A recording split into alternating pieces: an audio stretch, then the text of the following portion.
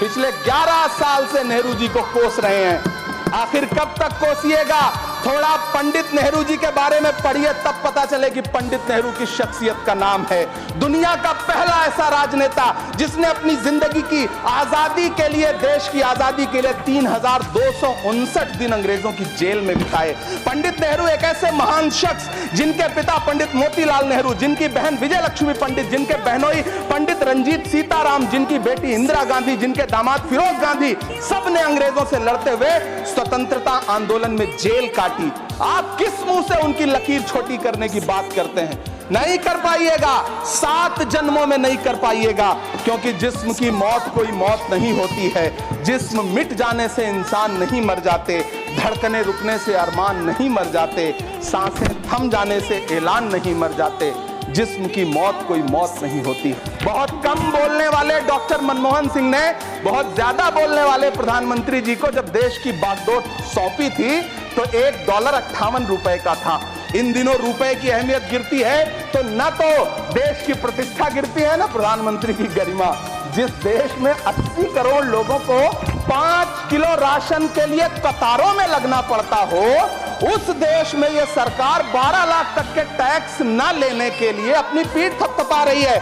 इस सरकार का बाजार और महंगाई पर कोई नियंत्रण नहीं रह गया है। चाहे देश में लहसुन 400 रुपए किलो बिक जाए, टमाटर 100 रुपए किलो बिक जाए, प्याज का दाम सुनकर आंखों में आंसू आ जाए, लेकिन वित्त मंत्री महोदया बजट में महंगाई का मां भी नहीं बोलती हैं। आखिर कौन सी नफरत है?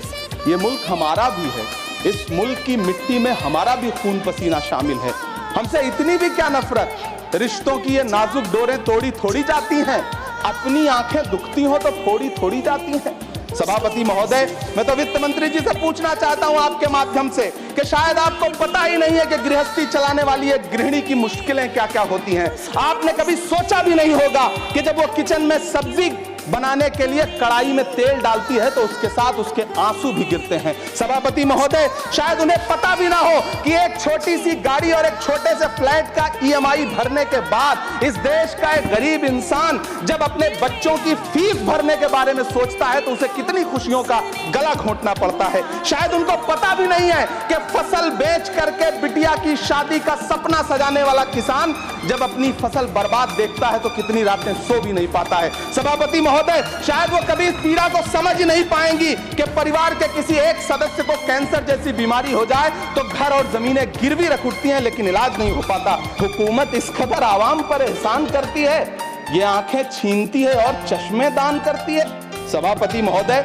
महाराष्ट्र का भिवंडी हो, मालेगांव हो, इचलकरंजी हो, यूपी का बनारस हो, मुआयमा हो, मुबारकपुर हो, रांची का छोटा नागपुर हो, बिहार का भागलपुर हो, हर जगह बुनकरों की उम्मीदें तोड़ रही हैं, लेकिन इस सरकार के पास उनके लिए कुछ भी नहीं है। मुरादाबाद का पीतल उद्योग, कानपुर का चमड़ा उद्योग, सहारनपुर का लकड़ी उद्योग, फिरोजाबाद का चूड़ी उद्योग, अलीगढ़ का ताला उद्योग, सब सरकारी प्लानिंग से तबाह हो रहे हैं।